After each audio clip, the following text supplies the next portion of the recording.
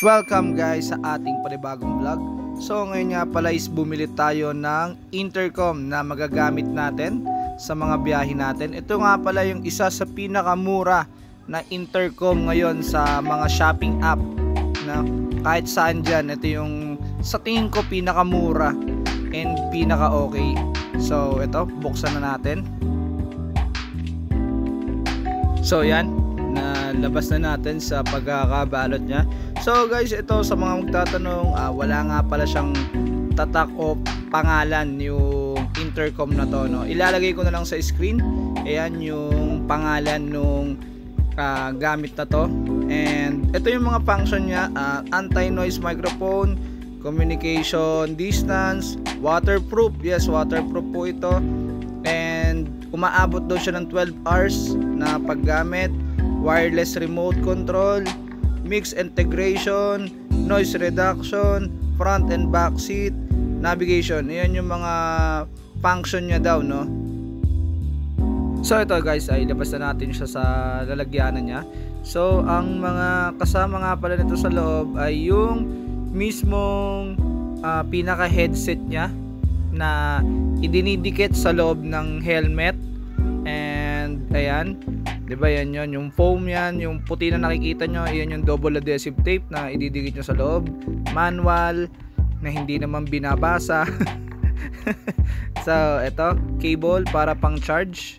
Yan, ayan siya.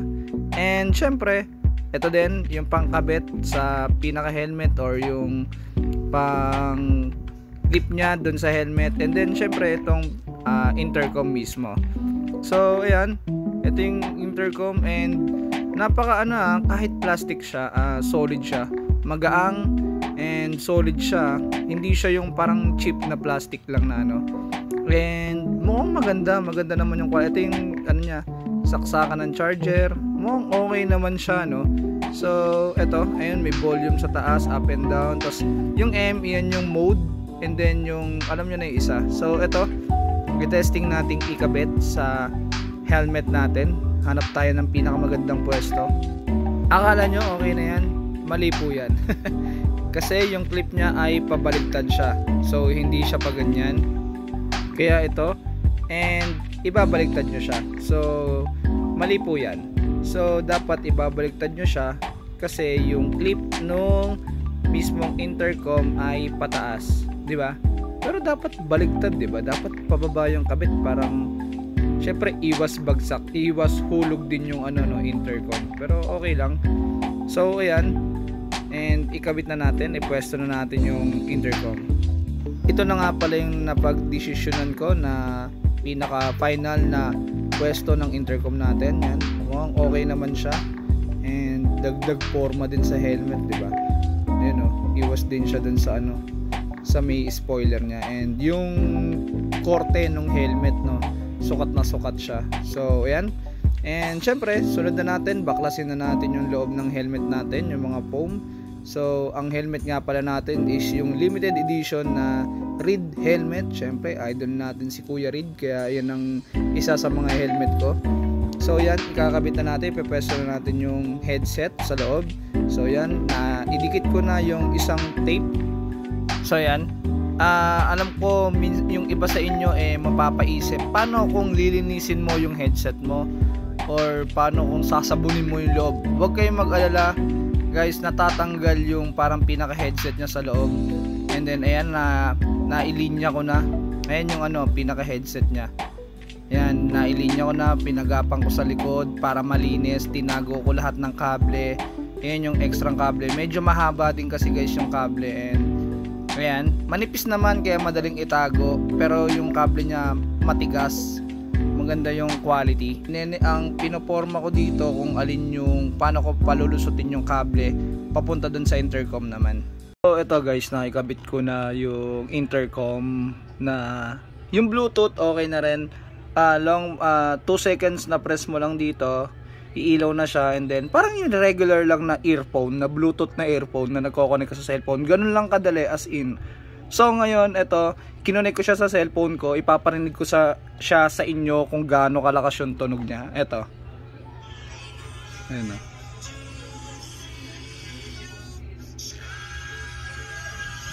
Rinig yun, layo pa niyan ha. Lakas, di ba? Papasok ko sa loob. Lakas, di ba? Baka makapiright na tayo. Narinig nyo, di ba? Ang lakas, ang galing, maganda. Testing na namin to. Bye. Paway ko muna sa vlog. Paway ko muna sa vlog. Okay. Bye.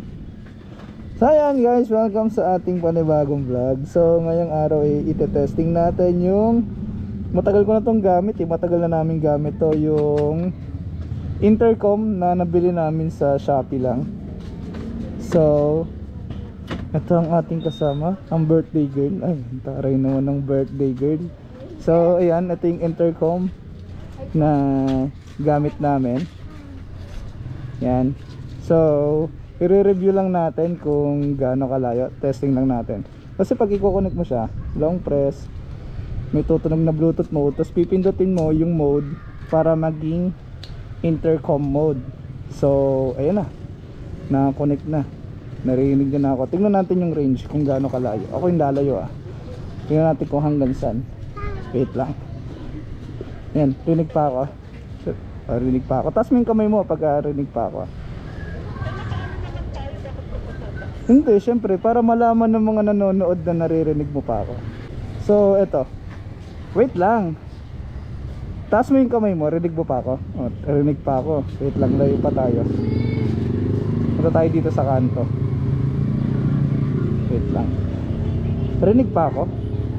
Rinig pa ako hanggang dito, ang layo Wait lang, dito tayo sa kanto.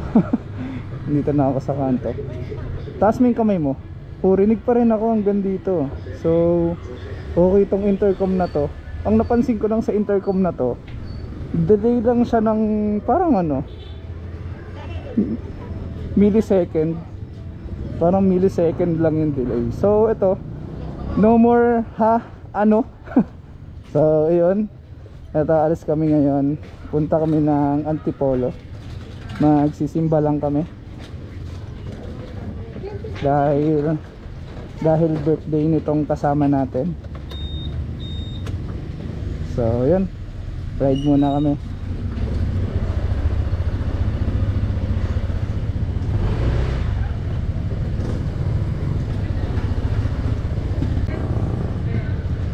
Bye.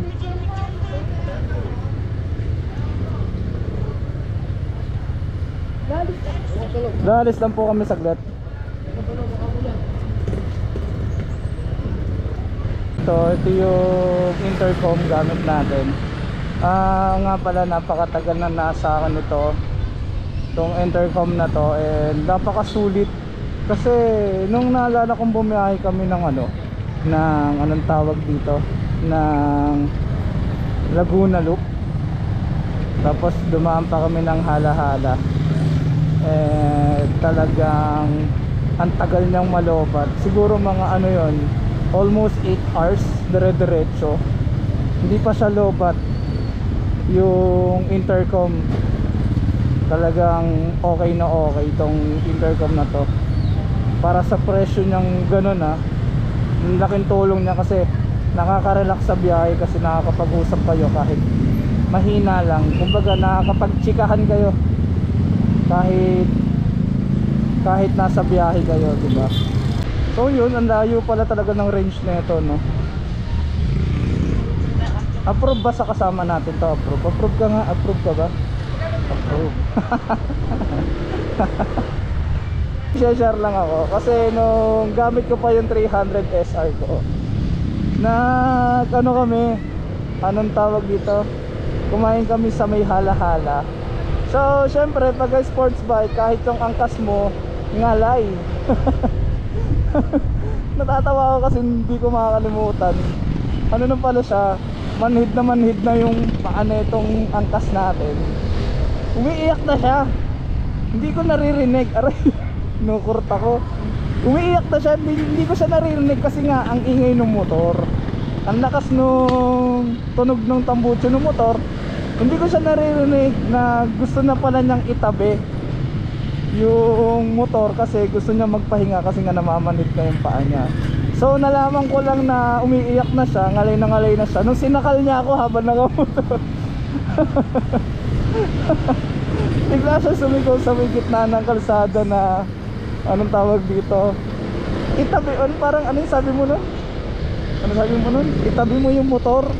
Ano ba yung sabi mo nun? Basta ganon. Kasi yun, nung tinabi ko yun, naupo siya agad sa gilid. Kaya naisipan ko kaagad umorder ng ganito. And it was boring to kasi nakakapag-usap kayo kahit sobrang tahimik lang ng, sobrang hina ng boses mo ah. Sobrang lakas nito. Paano nga pala ito? Dalawang mode. Isang intercom mode tsaka isang bluetooth. So kung solo ride ka, magagamit mo to. Bluetooth naman magagamit mo siya kapag ka naka-solo ka, parang solo kang bumabiyahe. Pwede i-connect mo siya sa cellphone mo. Para ka lang naka-bluetooth headset.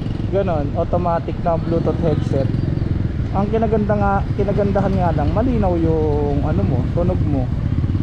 Yung tunog ng cellphone. Yung tunog ng boses mo malinaw yung dating dun sa kausap mong tumatawag sa'yo. Pag naka-mount siya dito sa cellphone mount, pwede kayo mag-usap, nakakapag-usap kayo ng malinaw. And kung boring ka naman, pwede ka mag-sound trip habang bumabiyahe ka. Pwede to, ang lakas ng tunog.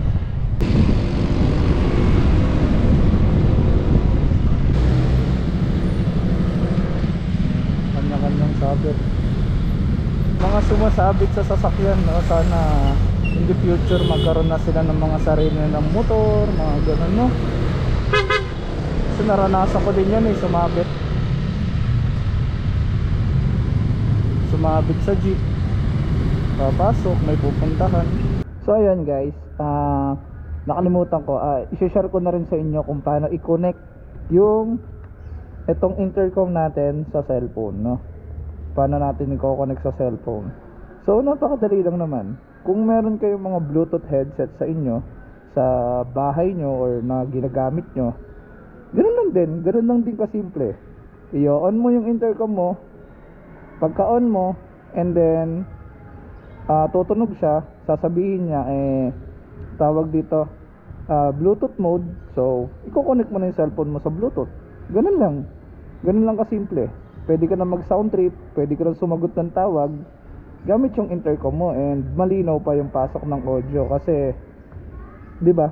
Alam niyo 'yan na naka-mic na kaya ganun lang siya kadaling gamitin, and napakatagal malobat. Para sa presyo niya, napakaganda niya na. Okay na siya. Kaya yun, sana nagustuhan niyo tong share ko na to about dito sa intercom na to.